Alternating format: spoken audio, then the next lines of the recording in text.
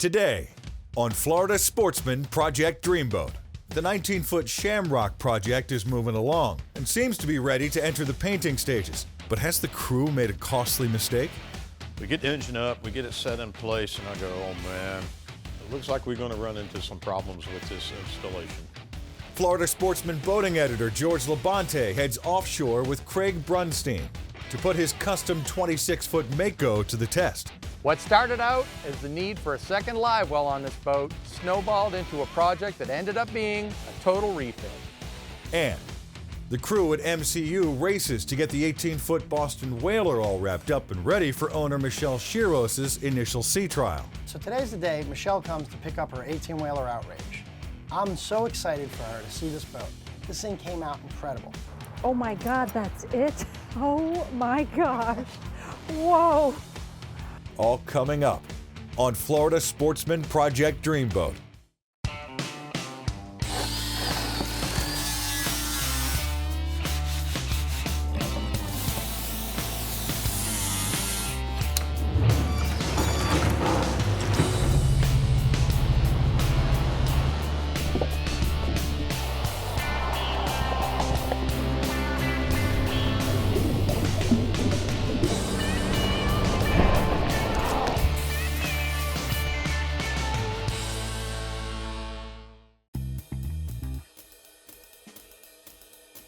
All right, so I've got the guys on the 20 Shamrock right now. We completely de-rigged the boat.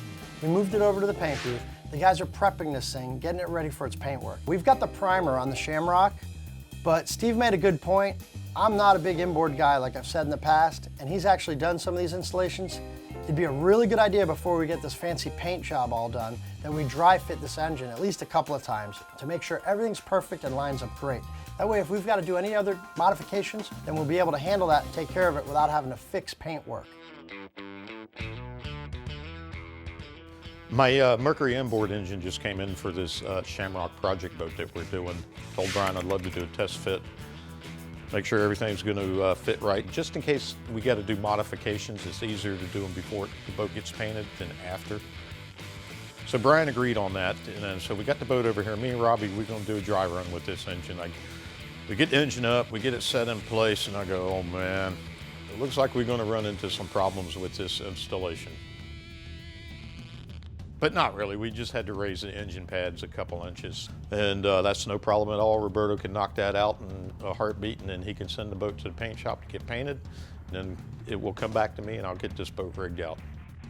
Well, it's a really good thing we fit that engine before we painted this boat. It's gonna need some fiberglass modifications. Everything should be okay.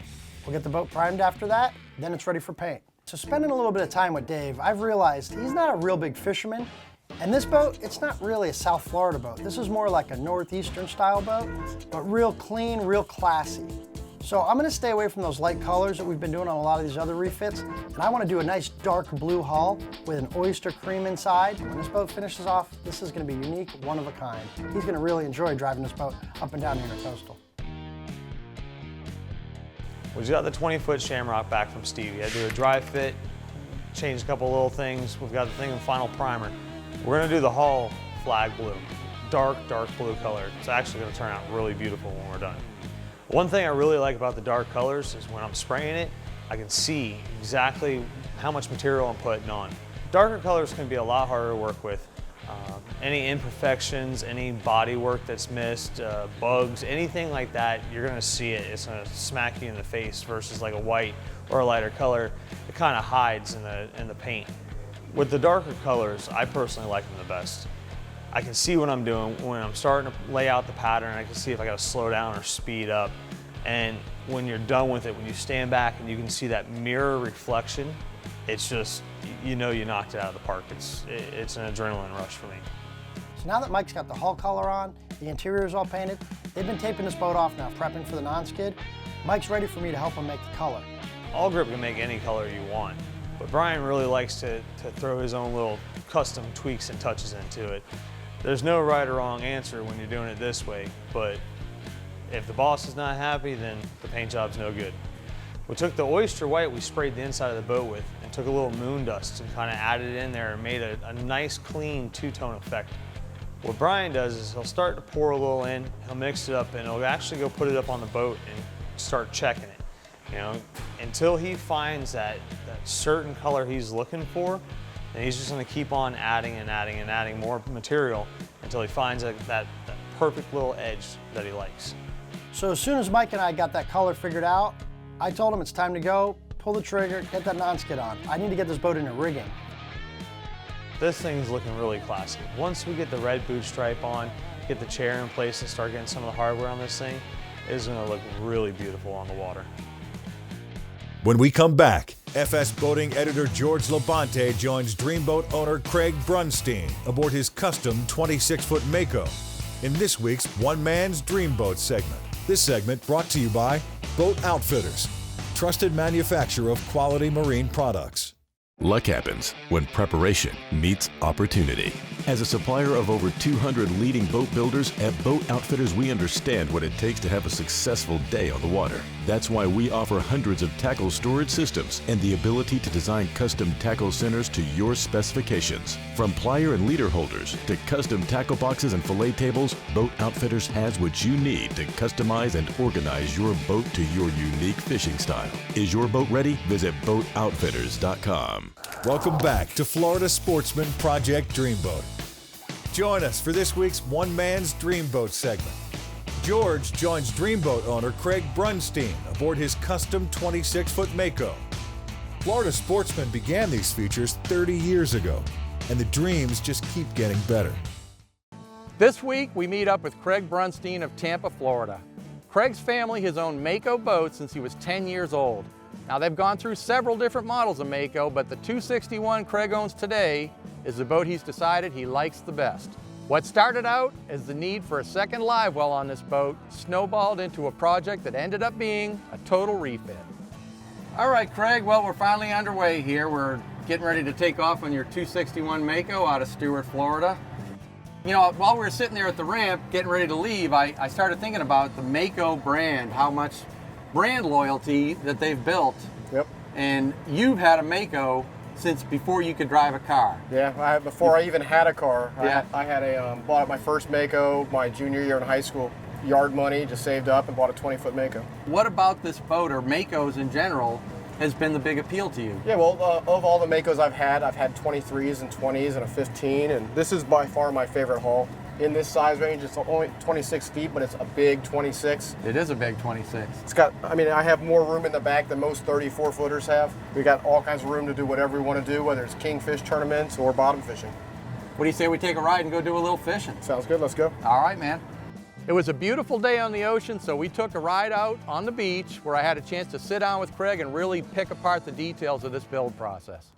This boat basically began with the whole idea that you wanted another bait well. It kind of got out of hand, didn't it? Tell me about that. To put a live well in and plumb it correctly meant the floor had to come up, which meant the console and the T-top and had to come out. Everything had to get de-rigged.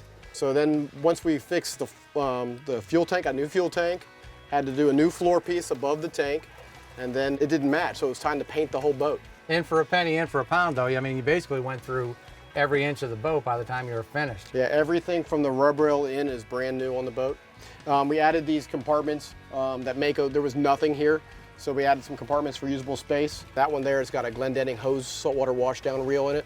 It absolutely adds a lot to it. I've never seen such an extensive use of sea deck here. I like the extra thick sea deck padding behind the helm part there. I mean, that's really nice on your feet. That helm pad makes all the difference. At the end of the day, my feet don't hurt anymore. Okay, so you dealt with the deck. You ended up going with an extra The leaning post well. and live well is added. That's a 60-gallon. So now we've got 100 gallons of live well capacity on the boat. So we can separate baits for the tournaments. When we run, we try to, sometimes conditions are rough, and the guys were always complaining that there wasn't enough stuff to hold on to. Oh yeah. So we decided to come with back legs onto the leaning post. And that gives it a little more support up there too. Yeah, strengthens the top a little bit. We got the 4-foot Halo 3 radar up there. And also I see you added 2 big Simrad screens too. The Simrad units are just unbelievable. I also like how you did the hardware setup that you've got instead of lacing the top in there too. There's 110 drilled and countersunk holes that are all the way around the top to bring that fabric tight, and then put the trim ring that came from Taco around to secure it.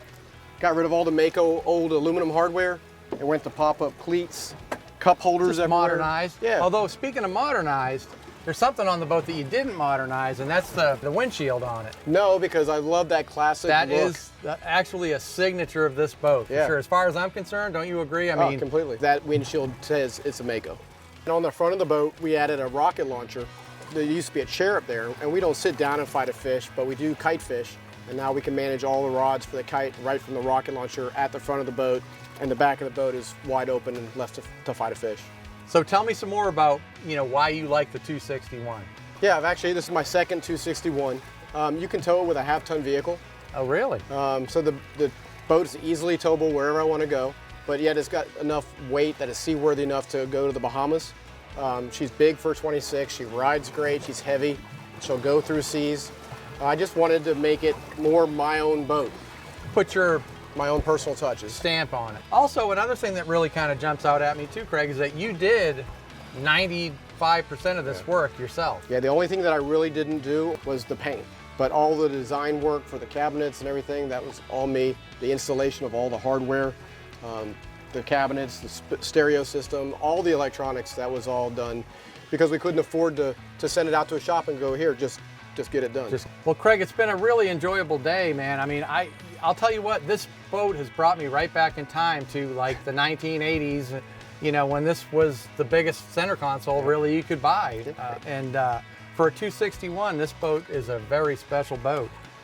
Well, I sure appreciate you coming over with it. It's been a great day. Thank you, George. Thank you. Craig did a great job modernizing this 26-year-old boat to suit his fishing style. I'm sure what he ended up with is going to be a boat that'll last him another 26 years. With an initial purchase price of $40,000 and $60,567 in repairs and custom modifications, the cost of Craig's Dreamboat comes to a total of $100,567. When we return, the rigging crew at MCU installs a custom bracket to a custom 28-foot carry. This segment brought to you by Armstrong Nautical Products, celebrating 25 years of creativity and innovation. Do you have the Armstrong advantage? In its most basic form, an Armstrong outboard bracket improves the efficiency of your outboard motor. This equates to a faster time to plane and higher top speeds. The list of advantages continue with improved maneuverability, added space, and a quieter ride. Adding a swim platform accompanied by an Armstrong boarding ladder will certainly add to your day out on the water. Isn't it time for you to gain the Armstrong advantage? Welcome back to Florida Sportsman Project Dreamboat. Join us as the rigging crew adds a crucial modification to a custom 28-foot carry.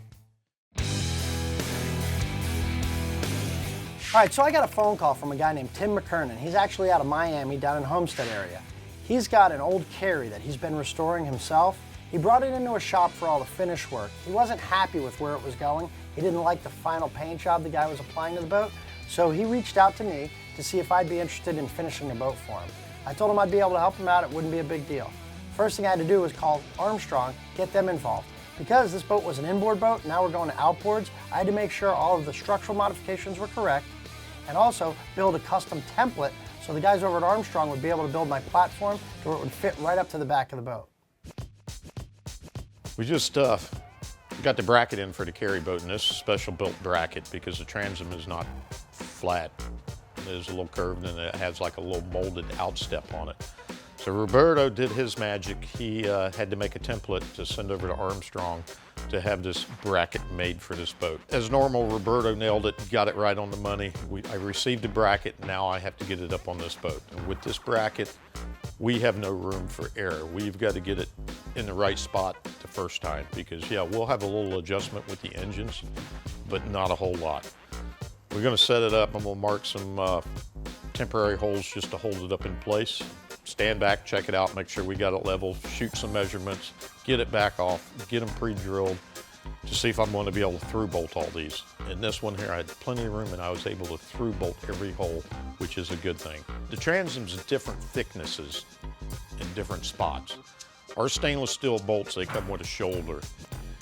So I test fit all the holes, I figure out what length bolt I'm going to need for that hole and I write it down on a little pad. That way when I get ready to put it on, I just look at my pad, I know a 4.5 is going to go in that hole. I know a 5.5 has to go in that hole. And that just speeds the process up. Well, you need 2 people. Actually, we needed 3 people with this bracket job because it was a heavy bracket. But once I get the bracket up on the boat, I only need 1 person because I need somebody to be able to hold the wrench or socket on the inside of the bracket because we're through bolting this. My arms ain't long enough to reach. So Dave helped me with that situation, and it is time consuming because you just can't tighten down on the bracket in one spot and work your way. You got to evenly do it and work your way to the middle. You got bolts up high and then you got bolts down low going like that. So we work our way in, you know, from one side to the other, bouncing back and forth. That way the bracket is not on the boat crooked. It pulls to the transom nice and flat all the way around, and that's what you want to do. Doing a bracket is no quick job, you know, even with a couple people, because there's certain steps you got to do to make sure you don't have to go back and redo some. So it took me not longer than normal. It took me about the same amount of time, but you know what? I don't have to go back and move it. I don't have to go back and redo something and do it right the first time. After seeing the back of this carry, all put together and a bracket on the back, Tim made the right decision. He's got a ton of cockpit space, there's no more engine boxes in the way, not to mention that awesome Armstrong ladder that pops out of the side of the bracket. Putting the bracket on the back of this boat was the right choice. I think Tim made a great decision. When we return, Michelle Shearouse heads over to MCU to pick up her fully restored 18-foot Boston Whaler Outrage. This segment brought to you by Birdsall Marine Design, quality marine and sport fishing products. Birdsall Marine Design has been a leader in aftermarket and custom boating accessories for over 35 years. Based in West Palm Beach, our facility specializes in the manufacturing of custom T-tops, leaning posts, consoles, rod holders, marine canvas and upholstery products, and a wide variety of anodized aluminum hardware. Come visit our spacious West Palm Beach facility anytime, or visit us on the web at birdsallmarine.com to learn more about our most innovative products. Welcome back to Florida Sportsman Project Dreamboat. It's been quite some time since Michelle Shearouse dropped off her weathered 18-foot Boston Whaler Outrage. The boat, once in dire need of restoration, has gone through a total transformation that included intensive fiberglass repair and modifications, a new console, paint, and more. With all major work done, the yacht-quality, one-of-a-kind Whaler is just about ready for delivery. All right, so today's the day Michelle comes to pick up her 18-whaler Outrage. I'm so excited for her to see this boat. This thing came out incredible. First impressions are everything, so I want this boat looking the best it can be. The guy's got to finish wrapping up this clean job. The thing got a little dirty yesterday from the rain. I've got to make sure those vinyl graphics got put on the boat properly too. Oh my God, that's it? Oh my gosh. Whoa. Oh my gosh, look at this. Oh my gosh. Sit back and suck it up. Oh my God, I can't believe that's the same boat. So first impressions, I think it's safe to say that I hit this one out of the park. Michelle was speechless at points. Wow. God. She was so excited, she couldn't believe it. She came in a couple of times early on in the build and saw some things happening, but she hasn't seen it completely put together. I mean, all this final touch stuff, the custom stainless work, the paint, everything flowed together so nicely. She was just totally, I mean, literally caught speechless. So after she saw the outside of the boat, I want to take her down to the water and actually launch this thing, take her for a boat ride, and see how she feels inside the boat. This thing looks incredible out of the water. Let's see what it looks like in the water. So as we're sitting at the helm, I was showing Michelle how all the things she picked out got implemented and installed into this dash area. It feels like a brand new boat behind the helm, and I think that's what got Michelle more than anything. Okay. So Michelle, we've got the Bocatech switches in the custom acrylic dash panel. So what I did a little different on this than I typically do, I went ahead with the white acrylic with the stainless steel switches and hardware, and then I did a little bit of a light blue just to accent and pop off everything. The Garmin, the analog gauges, the Bocatech switches with the backlit panel, everything just came together really nicely.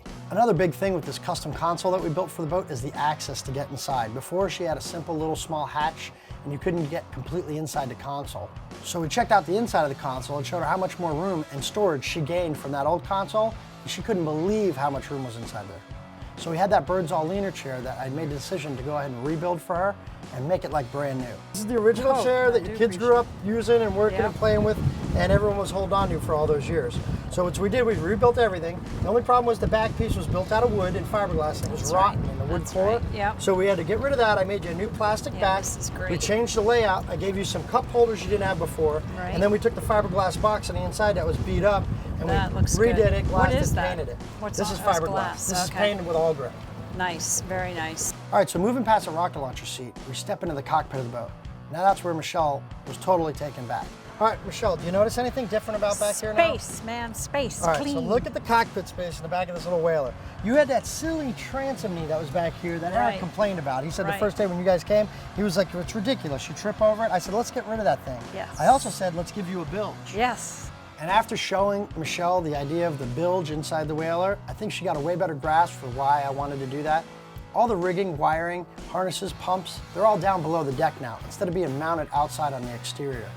I think she really appreciated that. That gave the boat a really crisp, clean, custom look. One of the big things Michelle wanted on this boat was a cooler. She wanted simple access and she didn't want it to take up a bunch of room. So I had an idea of adding the cooler into the console. After Roberto custom modified everything and made that thing flow, it looked like it came that way from the factory. It really looked nice. And I actually put a little surprise inside the cooler for Michelle too. And then I filled it, loaded it. Loaded. So we filled it up with some Coronas touch. for you. And this ice has been in here actually since 8 o'clock this morning, and here we are at Oh, 12:30 in the wow. Look at afternoon. this. So you've got 3.5 inches of insulated foam all throughout the whole entire cooler, even in the lid. So if you feel this lid and feel how cold it is, yeah. this thing will hold ice for the whole Oh, day. this is You'll be out at the fabulous. sandbar, you're not gonna run out of cold beer. Look at that, it's all molded in. So one of the things early on in the build Michelle wanted to make sure was taken care of was the anchor up front. Jay, her husband, wanted to make sure that the anchor was installed to the point where it wouldn't bounce around and damage and scratch the boat all up. So I came up with a really cool idea utilizing some starboard. I got Dave to fabricate it, we mounted the thing. It looks awesome. It holds the anchor right in place. She really liked that a lot too. So Michelle, we've gone from the stern to the bow. We've seen it all, we've gone over everything. I think it's time for you to get behind the wheel and start running this boat. Let's do this. All right. So this was the rewarding part, seeing Michelle's excitement on her face, and being out on the boat with her, watching her enjoy it, actually experiencing it, being on that boat that when she brought it to me, it wasn't even really seaworthy, and now she's got a brand new boat again. This is really something that makes it all worthwhile for me. All those hard hours, all that teamwork that my guys and I put together, it really makes you feel good that you're giving them something that they never had before, or they've got something they couldn't get anywhere else. Next week on Florida Sportsman Project Dreamboat, the 20-foot Shamrock project moves closer to completion as the rigging crew drops in a new engine. And Florida Sportsman boating editor George LaBonte joins Mitch Dreisbach on his modded out 24 Caravel for a day of fishing the inshore waters of Stuart, Florida. The filming of Florida Sportsman Project Dreamboat has been shot on location at Marine Customs Unlimited. You dream it, we build it.